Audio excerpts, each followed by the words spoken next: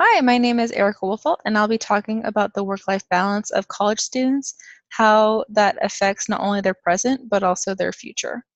I think this is an interesting social problem because it affects many aspects of a person's life, and this isn't unique to just one area. It happens all across the US on all college campuses. It seems like it's a given that if you're going to go to college, you're also going to be working. In the past, we've all heard something to the extent that older generations used to be able to afford college tuition on just a part-time job wage, and in today's day and age, that isn't necessarily the case anymore. While some students have a job just to have extra cash, there are many that rely on their full-time or part-time job as their main source of income. Many people I talk to are learning the hard way to be self-sufficient and how to support themselves and be fully independent. There's also a misconception about college students having endless resources from family, but that may be true for some people. The people I interviewed, and I know many others as well, are self-sufficient either by choice or for their own survival. School life and work life are not independent of each other.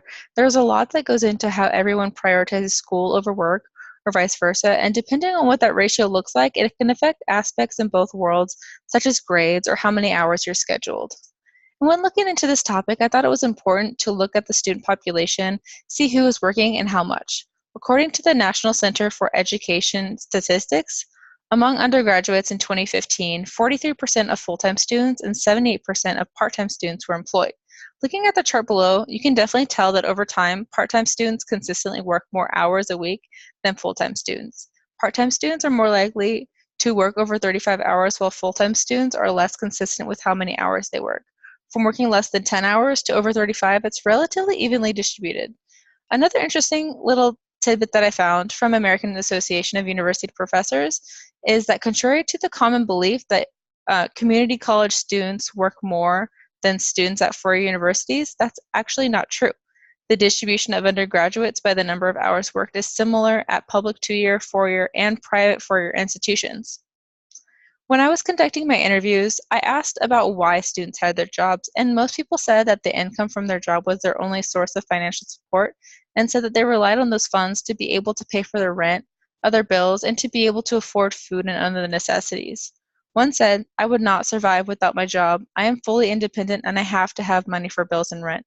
Another said, "I have a job to support myself. My parents were not able to financially support me. I've heard others talking about the benefits of not working while in school, but I must in order to survive." Some had assistance from family by saving money with living at home, but their jobs were still essential for things like tuition. One said, "My family still provides food and housing. However, I pay my own tuition through what I make from working. My job has been necessary for me to attend school." Another wanted to be able to lessen the burden they felt they were putting on their parents. Many of the people that I interviewed viewed their college jobs from a surface level merely as a means for survival. Studies show that there are many causes and lasting effects of having a job through college that follow you until after graduation. Researcher Stephen T. Kane found that the level of college jobs seemed to influence career development skills, time management, and communication skills, which were found to contribute to a higher GPA. Now, this is really interesting because what jobs we have in college affect our skills and what we carry with us once we move on from our prospective job fields after graduation. And this can help nurture an overall positive work ethic. And I don't think this is something that very many of us think about at our temporary and/or part-time jobs. Another study by Judith E. Larkin found in her study on job choice and career relevance that non-traditional students are more likely to choose a job for reasons such as its match with their abilities and the opportunities it provides for them to learn new skills, but also found that students under 20 age group reported that their jobs were not relevant to their future career aspirations. These students chose jobs for more eccentric, non-future oriented reasons, the top two being flexible work hours and convenient location. When I found this article, it really resonated with a lot of what I was hearing in my interviews.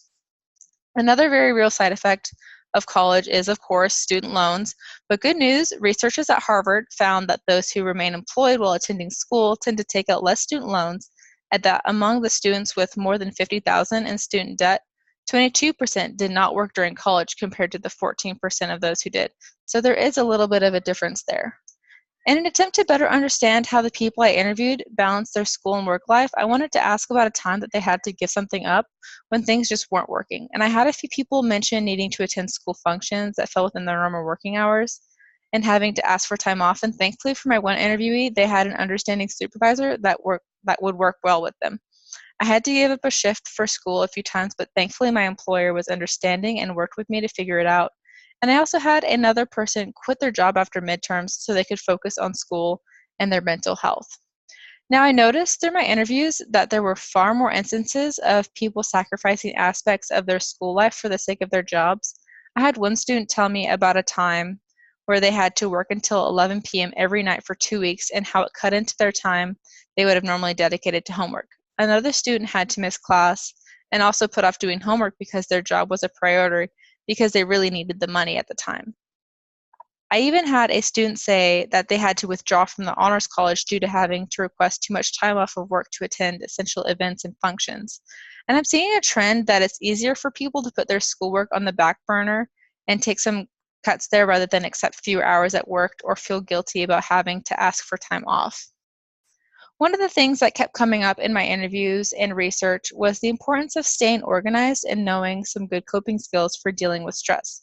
The people I interviewed found that to succeed was to write things down so they made sure they were keeping track of all their time commitments. Some people wrote things down on a calendar, whether it be a wall calendar or in their Google Calendar. Some used planners, and many also found implementing a structured routine was best for them. One person I interviewed who actually had 4 part-time jobs committed to waking up early every day to give herself extra time for all the things that she needed to be able to do. What I also wanted to do right here at the end was finish off with a few quick and easy coping strategies. I found a list from Mental Health America, which I added to, of some things that you can do to help bring those harmful stress levels down when work and school can seem like too much. You can go for a walk, call a friend, practice deep breathing, meditate, color, take a shower, write, clean, light a candle, read, or any number of things, honestly. These are just a few that you can easily implement into your day to help ease the burden of a busy life while working and going to school, whether that be full-time job, part-time school, vice versa, or like one person I interviewed who is actually a full-time student and also works full-time. And that's it. Thank you so much. Here are my sources.